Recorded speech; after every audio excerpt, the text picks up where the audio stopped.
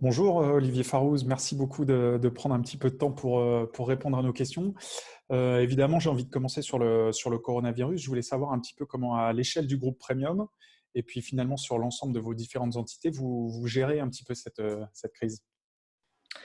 Écoutez, on a évidemment, on s'est adapté extrêmement rapidement à cette situation avec des réactions qui ont été un peu différentes en fonction de nos activités, puisque Groupe Premium, c'est à la fois, comme vous le savez, une partie courtage d'assurance avec distribution de produits retraite et de produits de placement financier avec Predictis et Cap Finance, mais également la partie gestion d'actifs.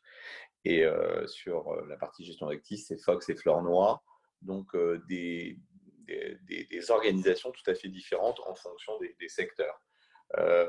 En ce qui concerne Predictis et Cap Finance, qui ont eu une organisation à peu près similaire, nous sommes là pour répondre évidemment à toutes les questions de nos clients qui sont évidemment nombreuses en ce moment. Donc, on a adapté nos process, puisque on était sur des rendez-vous physiques auparavant, toujours. On n'avait jamais fait de visio avec nos clients. Aujourd'hui, tout se passe en visio. Donc, on a créé un système de visio avec un accès directement à notre CRM et à toutes les données qu'on peut avoir, dont on peut avoir besoin plutôt de nos clients, mais également avec nos partenaires assureurs, donc Swiss Life, Aviva et Gann Group Amavi, de façon à pouvoir également faire des modifications sur le contrat, que ce soit des augmentations des souscriptions ou alors l'évolution du contrat. Donc, il y a eu ce côté-là qui fonctionne objectivement bien chez Predictis et Cap Finance, c'est-à-dire qu'il y a une véritable activité liée à cela, dans le sens où on est soit en réception, soit en émission d'appels auprès de nos clients, mais il y a beaucoup de présence du réseau auprès des clients. Et puis, une activité là tout à fait différente chez Fox Fleurnoy, où là, c'est de la gestion d'actifs. Donc, il y a les gérants qui continuent de faire leur travail normalement sur les marchés financiers, donc les fonds actions obligataires. Donc, ça, c'est plus classique comme organisation. Au niveau de l'organisation du groupe, on a décidé pour l'ensemble du groupe de maintenir 100% des salaires de tout le monde. Donc ça, c'était très important pour nous parce qu'on a des équipes qui sont formidables, extrêmement motivées, très réactives et qui nous donnent beaucoup. Donc, il n'y avait aucune raison qu'elles soient pénalisées. On a décidé pendant toute la période de maintenir 100% des salaires, même ceux pour lesquels nous avons dû recourir pour certains à du chômage partiel, du fait d'une impossibilité d'activité en ce moment. D'accord. Justement, aujourd'hui, les clients, c'est quoi leurs inquiétudes? Qu'est-ce qu'ils viennent rechercher? Qu'est-ce qu'ils vous demandent? Et finalement, est-ce qu'ils ont l'esprit à penser à la retraite, à l'épargne? Bizarrement, oui. La réponse est oui. C'est-à-dire que je suis moi-même un peu… je me posais la même question au départ, et puis on se rend compte que la période est finalement non pas propice, mais enfin, c'est une période qui permet de justement faire le point et peut-être de se poser et d'organiser à la fois son patrimoine, mais aussi sa retraite. Donc, les questions qui se posent sont évidemment liées au marché financier, mais d'un autre côté, je vois une réaction qui est très différente de celle de 2008. Moi, j'ai connu la crise de 2008. Et en fait, en 2008, même si les raisons de la crise étaient fondamentalement différentes, puisqu'il y avait un effondrement du système bancaire et financier en 2008, ce qui n'est pas du tout le cas aujourd'hui. Aujourd'hui, c'est une crise sanitaire qui débouche sur une crise économique, mais justement, c'est plutôt les banques qui vont sauver le système. À l'époque, c'était exactement l'inverse. Mais on voit une réaction des clients qui est totalement différente. Et je pense qu'ils ont finalement appris de ces crises. Ils en ont tiré toutes les leçons. Et aujourd'hui, ils ont compris que c'est certainement pas en ce moment qu'il faut désinvestir. C'est au contraire, c'est le moment d'investir. Ils le comprennent plutôt bien. Il y a pour certains des suspensions de versement qu'on a organisé, c'est-à-dire qu'on a facilité plutôt les personnes qui n'avaient pas la possibilité de maintenir leur versement sur leur contrat régulier pendant quelques mois, on les met en suspens. Ça a été organisé avec nos partenaires assureurs. Mais globalement, il y a une prise de conscience aussi sur le fait que quand ils peuvent, ils le maintiennent, le contrat. Ils se rendent compte que finalement, verser régulièrement sur un contrat, ça permet un achat de part qui est plus lissé dans le temps. Donc finalement, ça reste très positif pour le client à la fin. Et en ce qui concerne les versements libres, donc les primes uniques, ils se rendent compte, ça, ils ont pleinement conscience que c'est une opportunité formidable pour investir. Et objectivement, ça, c'est très, très, très différent de ce qu'on avait vécu en 2008, où là, c'était complètement à l'arrêt pendant quelques mois, voire un an et demi. Donc là, on voit une réaction totalement différente. Mais je pense que la crise est fondamentalement différente également. Et c'est pour ça que ça engendre des réactions différentes. Aujourd'hui, c'est presque l'inverse de la crise de 2008. En 2008, la cause était le système bancaire. Aujourd'hui, la solution est dans le système bancaire. Et justement, les épargnants, est-ce qu'aujourd'hui, étant donné la période, ils ont plus tendance à aller vers des valeurs moins risquées et justement à déplacer leur épargne vers le fonds euro? Non, surtout pas. C'est exactement ce qu'il ne faut pas faire parce que c'est pas évidemment dans des périodes comme celle-là, on ne peut pas désinvestir massivement en ce moment. Il faut au contraire prendre son mal en patience. De toute façon, un contrat retraite ou un contrat d'assurance vie, c'est pas fait pour garder un an ou deux. Donc on le garde 8, 10, 15, 20, 25 ans. Autant vous dire qu'en 25 ans ou même en 15 ans, cette crise n'a presque pas de signification dans le temps. Donc il n'y a pas du tout cette réaction, et heureusement. Il ne faut surtout pas que ce soit le cas parce que désinvestir en ce moment pour aller sur un fonds en euros qui va rapporter 1 ou 1,5% dans le temps, ça n'a pas de sens. Donc non, c'est pas du tout ce qui est fait de la part des clients. Très bien. Justement, vos relations avec les assureurs, est-ce qu'elles ont changé durant cette période de crise? Est-ce que vous avez mis en place des nouveaux process? C'est quoi vos relations? Alors, nous, on a la chance de ne pas travailler avec des fournisseurs, on travaille avec des partenaires. Donc, on a uniquement 3 partenaires. Vous voyez, c'est très restreint, mais que ce soit Cap Finance ou Predictis, nous sommes avec 3 partenaires et les mêmes. Donc, Swiss Life, numéro 1, Aviva, numéro 2, et GAN Group Amavi, numéro 3.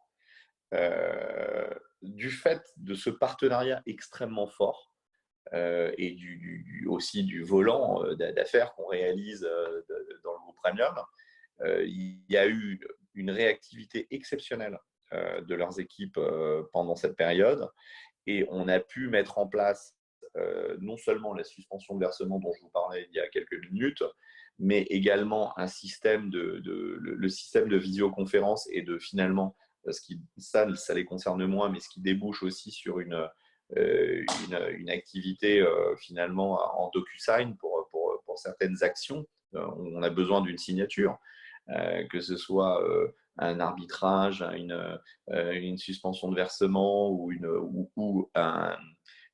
nouvelle souscription. On a mis en place ce DocuSign en 10 ou 12 jours, des process qui étaient complètement nouveaux pour eux.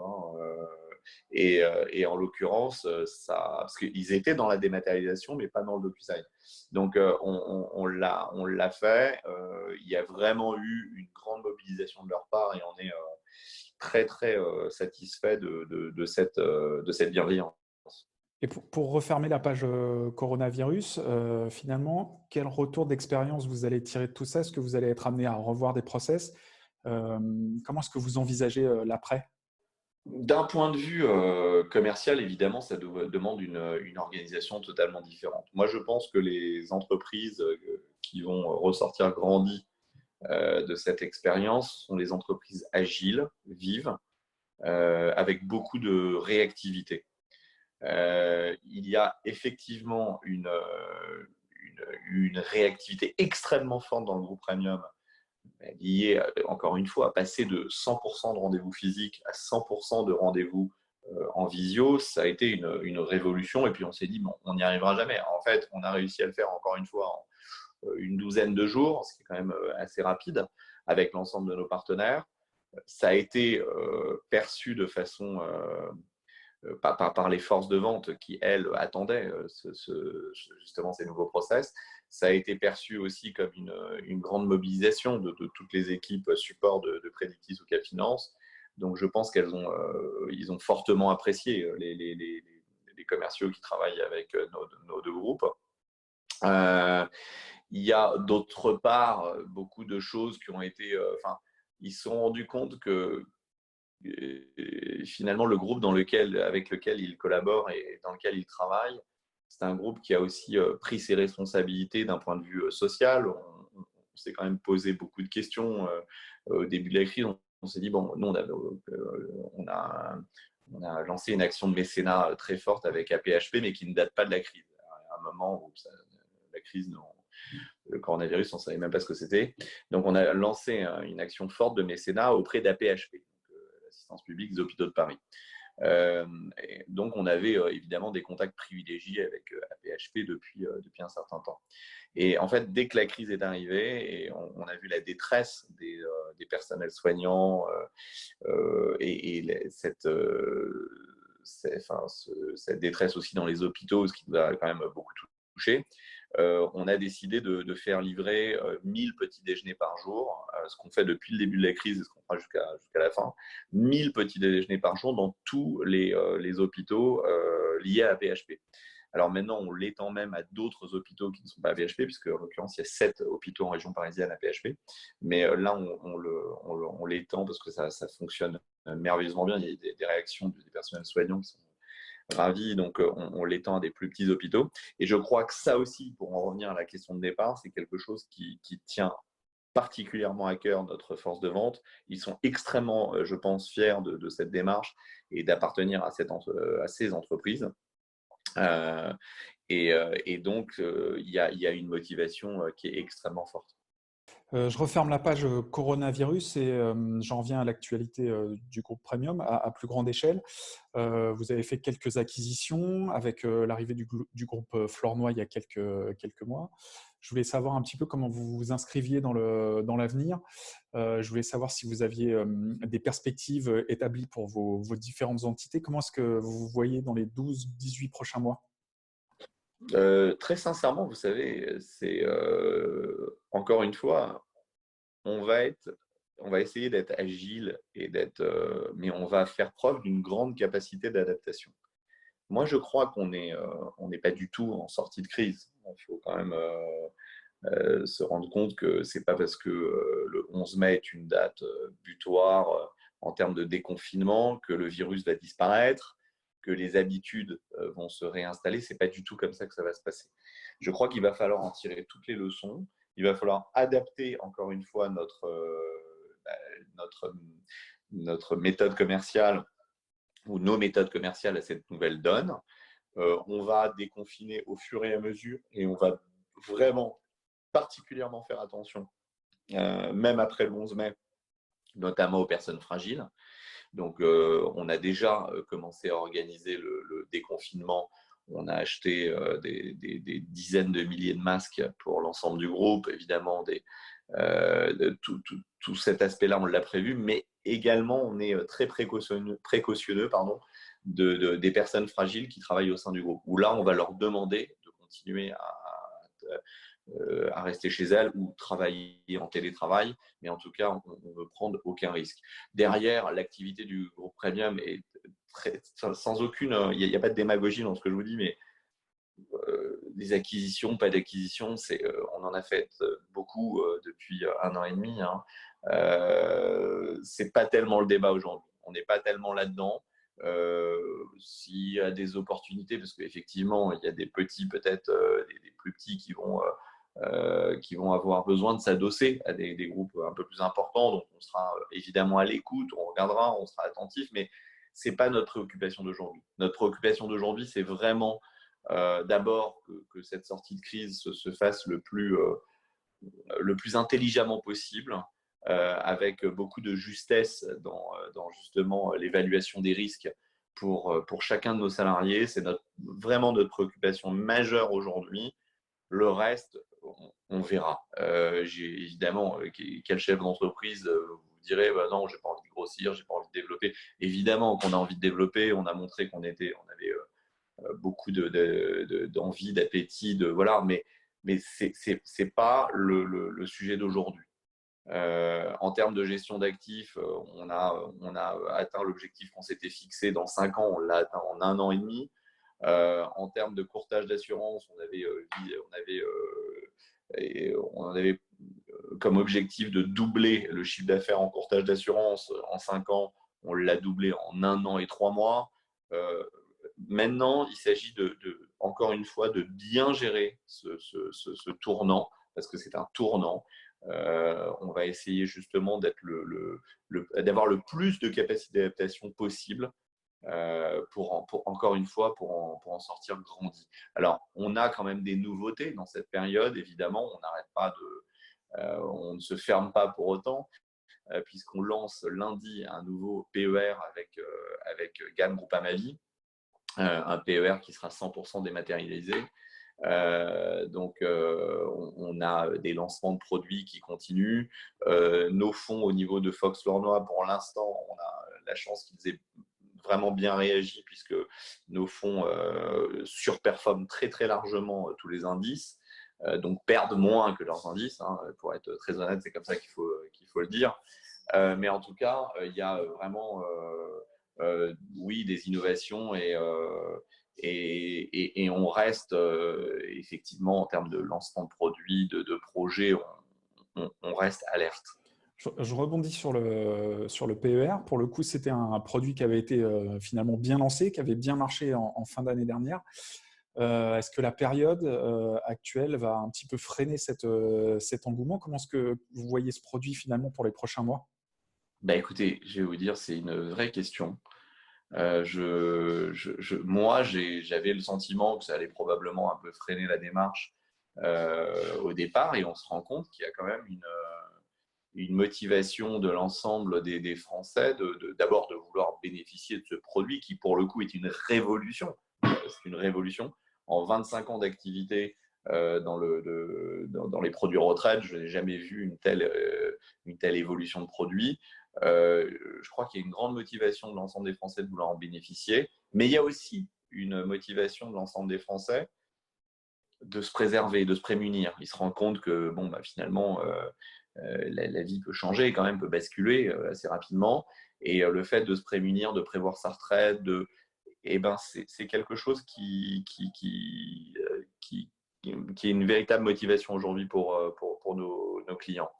Donc, est-ce que ça va être un ralentissement? Probablement, pendant quelques semaines, il y aura évidemment peut-être moins de souscriptions. Le PER a eu un lancement fulgurant. On a réalisé 100% d'augmentation sur les derniers mois de l'année 2019. On avait un très bon rythme début d'année également, mais probablement qu'on va ralentir un peu cela. Mais je ne pense pas que ce sera c'est pas dans ce secteur, dans cette activité-là, qu'il y aura le plus de difficultés. Parce qu'encore une fois, la prise de conscience est importante sur le fait qu'il faut se prémunir et il faut épargner. J'ai eu l'occasion d'interroger certains de vos confrères courtiers sur le sujet, notamment de la vente à distance pendant la période de coronavirus, vente à distance qui visiblement fonctionne plutôt bien. Quelle est votre vision aujourd'hui sur cette pratique? Jamais, dans toute l'histoire de Groupe Premium, depuis 1997, on n'a jamais réalisé une seule vente à distance. Bon, ben là, évidemment, la donne est totalement différente puisqu'on n'a pas le droit de rencontrer les clients. Pas non plus. Donc là, encore une fois, on a mis des systèmes en place, notamment la signature électronique, le DocuSign, tous les documents, enfin, des process qui sont extrêmement normés. Il est évident que ça n'a pas vocation à perdurer, mais il va falloir s'adapter à cette nouvelle donne. Aujourd'hui, ça nous fera aussi probablement évoluer en termes de mentalité par rapport justement au business de demain. Le business de demain ne peut pas être comme celui qu'on avait toujours imaginé.